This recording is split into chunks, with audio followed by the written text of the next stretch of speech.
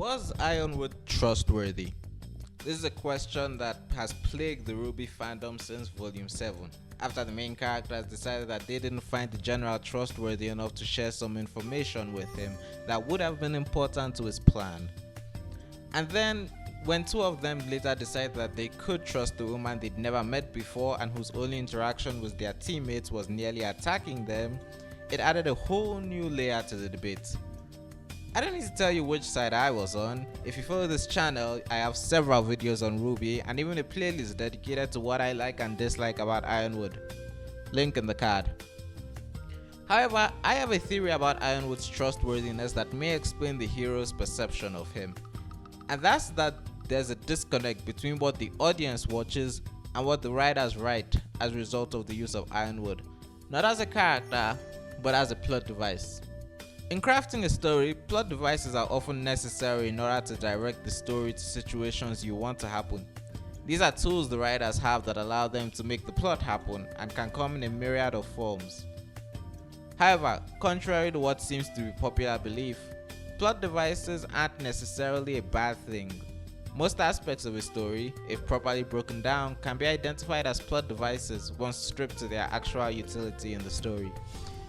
Even the main character of some stories can just be stripped down to simply being vessels to carry the story's theme. It's up to the author to disguise that fact. For a character plot device, this involves interweaving their role in the story with their characterization. Taking a look at all the evidence that the fans who like him used to say that he was trustworthy, there's a certain trend that emerges that reveals the true reason for it. And that's because his actions were never meant to make him seem trustworthy. They were meant to help Team RWBY. Let me explain. The best example of this is actually Yang's robotic arm. One of the main character's arms was sliced off in the Volume 3 finale, so Ironwood personally had a prosthetic delivered to her. How nice of him. But let's really look at this.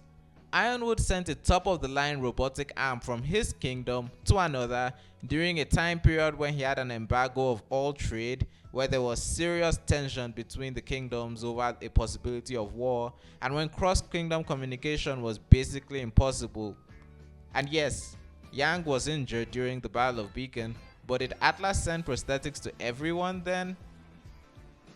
All Ironwood really knew about Yang is she's the daughter of someone who used to work for Huntsmen, and she may or may not have snapped and broken someone's leg during a tournament that exacerbated the whole disaster. And yes, that was all arranged by Cinder, but it doesn't seem he knew that at the time. This action was done simply so Yang could continue being a part of the story. It's not actually meant to be anything more. Ironwood's just providing her with a prosthetic arm because the story demands it. And why am I so confident about this?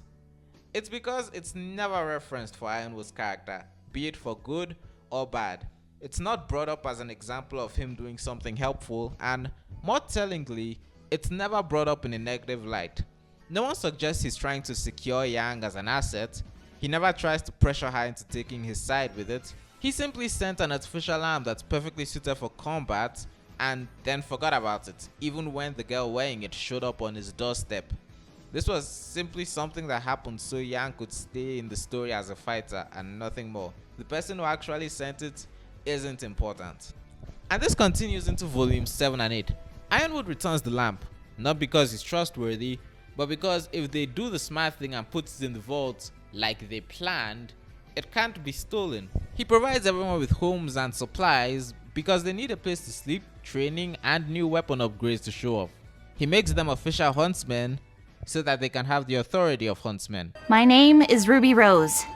I'm a huntress. Hi, I'm Ruby Rose. Ironwood made me a huntress because he trusted me.